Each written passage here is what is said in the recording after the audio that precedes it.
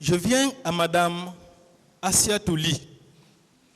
Cette dame, à la sortie, elle a été attaquée au niveau du portail. Il y a eu les violences commises par les femmes, c'est rare, mais il y en a eu. Elle a été attaquée par une policière qui avait une planche munie de pointes. Et c'est avec cette planche qu'elle a reçu des coups de sa part. C'est un homme en uniforme qui est venu pour libérer cette dame-là, pour la sauver. Vous étiez au dehors. Est-ce qu'au moins si vous aviez demandé à vos hommes, ne rentrez pas à l'intérieur, les bérets russes sont en train de tirer. Venez au niveau du portail. Est-ce qu'ils n'auraient pas pu sauver certains manifestants en difficulté comme cette dernière? On agit quand on voit.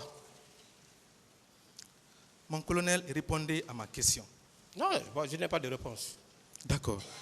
Madame Aminatou Sila, une militante de l'UFR, c'est un jeune civil qui l'a sauvée du stade pour la faire sortir au dehors.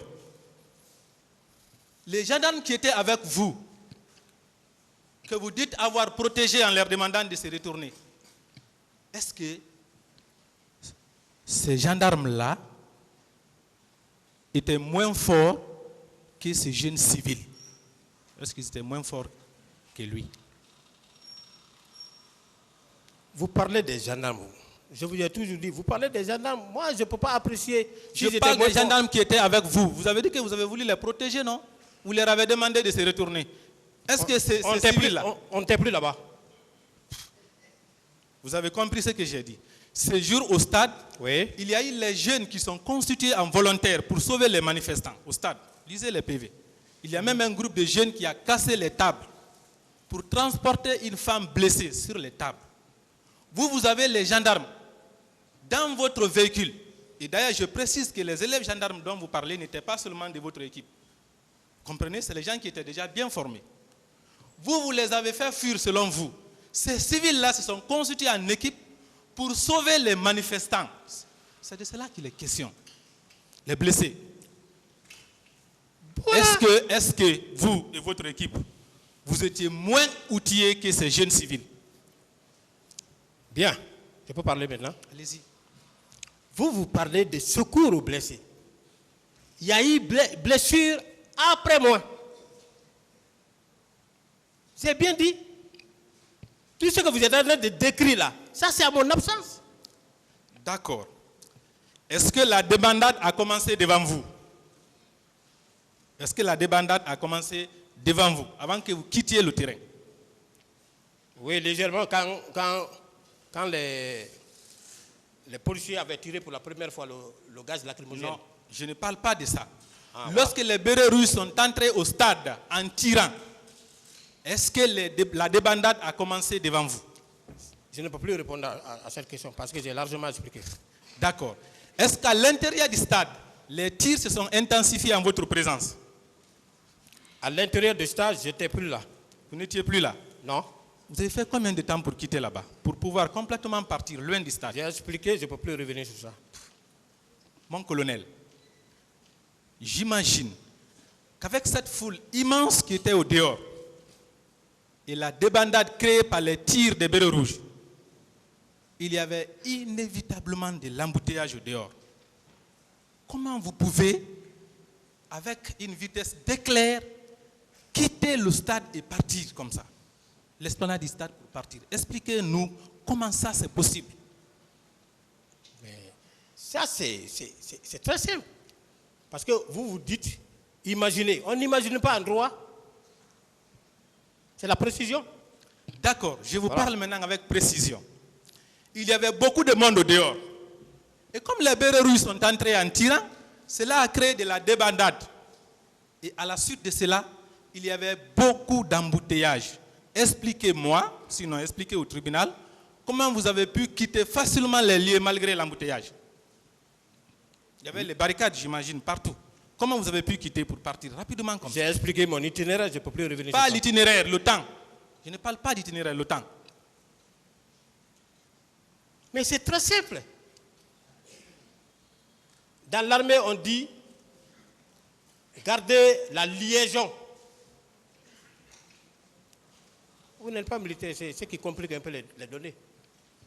Mais mes éléments étaient bien formés parce que, au fur et à mesure, nous on leur donnait, parce qu'ils étaient en citage, au fur et à mesure on leur donnait des trucs. Quand on va en mission, il n'y a pas d'action commando. Vous pouvez vous renseigner.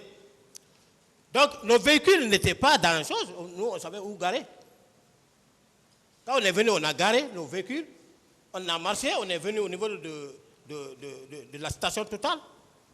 On a vu notre chef qui était au niveau de la pharmacie humanisée, qui était en train de sensibiliser.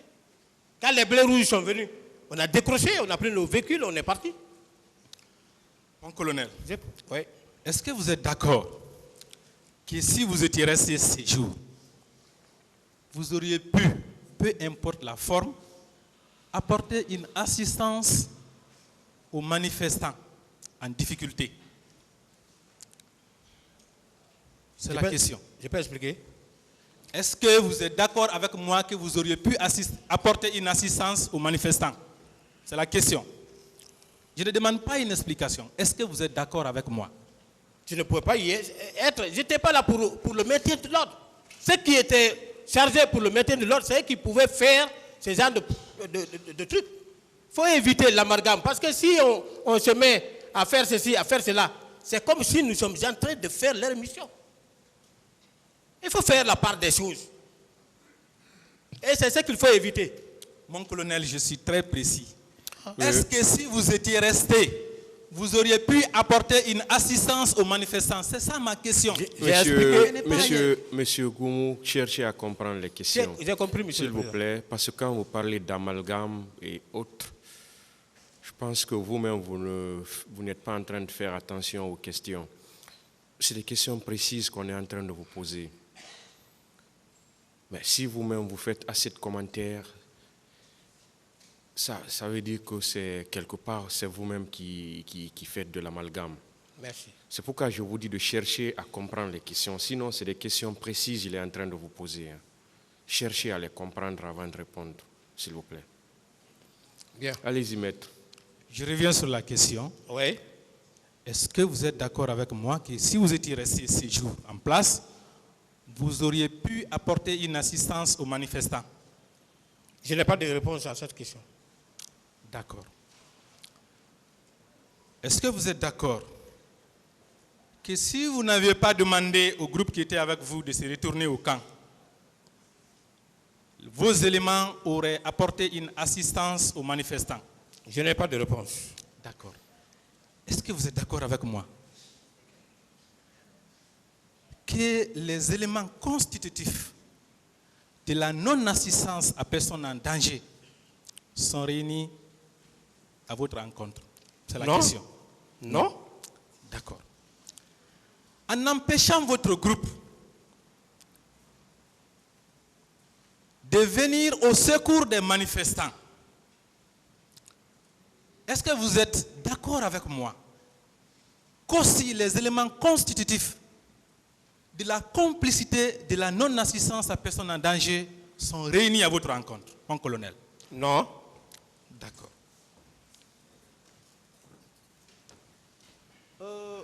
Mon colonel, vous avez dit hier que lorsque vous avez quitté le stade pour revenir au camp Alpha Yaya,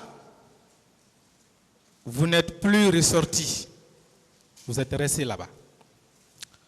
Ces jours, il y a eu des violences atroces sur la route de Prince. Il y a eu des tirs. Il y a eu les boutiques qui ont été pillées.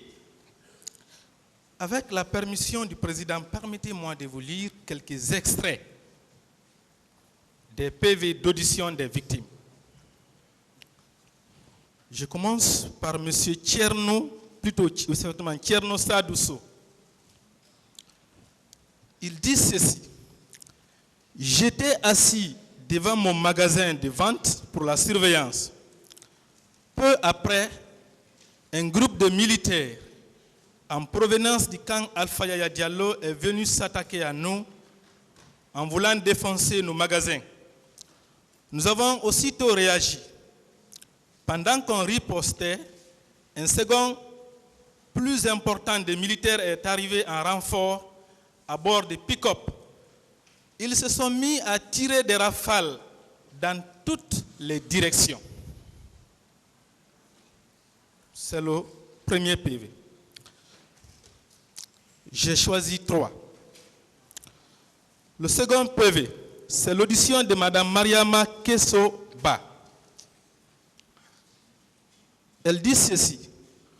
Aux environs de 14 heures, contre toute attente, un premier groupe de personnes en kaki, ayant sur leur tête un chiffon rouge, sans chemise, munis de flèches, est venu pour insulter grossièrement. Les jeunes du quartier ont riposté. Quelques instants après, les militaires sont sortis du camp Alpha Yaya avec leurs fusils en tirant pêle-mêle. Je vais d'ailleurs épargner le tribunal de la lecture du 3e PV parce que c'est dans les mêmes conditions. Vous qui êtes revenus au camp et qui n'êtes plus sortis, je vous pose la question en sachant que le camp est tout proche de la route de Prince et de Koza. Est-ce que vous avez entendu ces tirs? Non.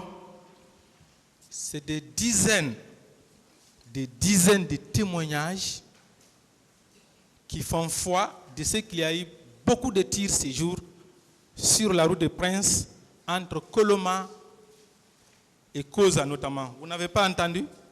Non. D'accord.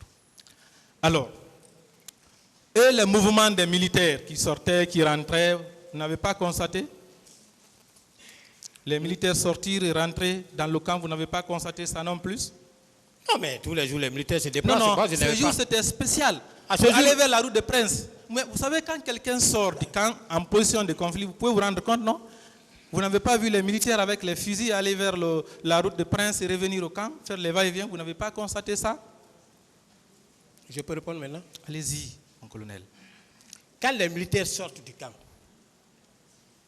ils ne vont pas dire ils vont sur la route de Prince ou bien par-ci par-là. Non, ils sont sortis, ils sortent. Mais vous les avez au moins vus sortir? Au moins, est-ce que vous les Mais avez tous les vus jours, les militaires sortent. Tous les jours. Les gens, ils sortent. Vous avez vu les militaires sortir avec leurs armes pour aller vers la route de Prince, Je n'ai pas de réponse. agresser la population. Vous n'êtes pas intervenu et vous n'avez alerté aucune autorité. Aucune autorité. Ce n'est pas moi, hein. C'est vous-même qui avez dit que vous avez fui au stade pour venir au camp pour ne plus sortir. Ce n'est pas moi qui l'ai dit. Le camp est proche de la route de Prince.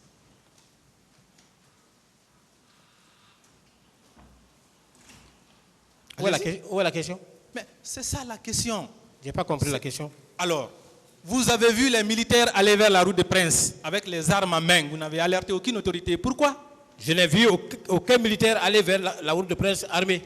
Et les miliciens qui sortaient? Je n'ai Avec jamais vu, les flèches, tout ça, vous n'avez pas vu. Depuis que je suis dans l'armée, je n'ai jamais vu un milicien. Non. Vous pouvez vérifier. Moi, tout ce que je dis de vérifier. Je n'ai jamais vu un milicien. Non? Vous êtes procureur.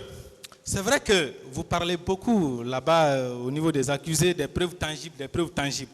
Mais est-ce que vous savez aussi que le tribunal est aussi l'autel de la raison, le raisonnable? Raisonnablement, mon colonel, raisonnablement. On peut être à la base de votre service, raisonnablement, et ne pas entendre les tirs au niveau de la route des Princes? C'est la question. Raisonnablement. Je peux parler maintenant? Allez-y. Je n'ai pas entendu de tir. Vous savez, dans tout ça, tout ce que vous êtes en train de lire là, vous savez pourquoi je suis à l'aise? Allez-y. Allez-y, je vous écoute. Je suis très à l'aise. Parce que dans toutes les lectures que vous avez eu à faire, les lectures que les autres ont eu à faire, personne n'a cité expressément Colonel Blaise qui était en train de faire ceci, qui était en train de faire cela. Personne.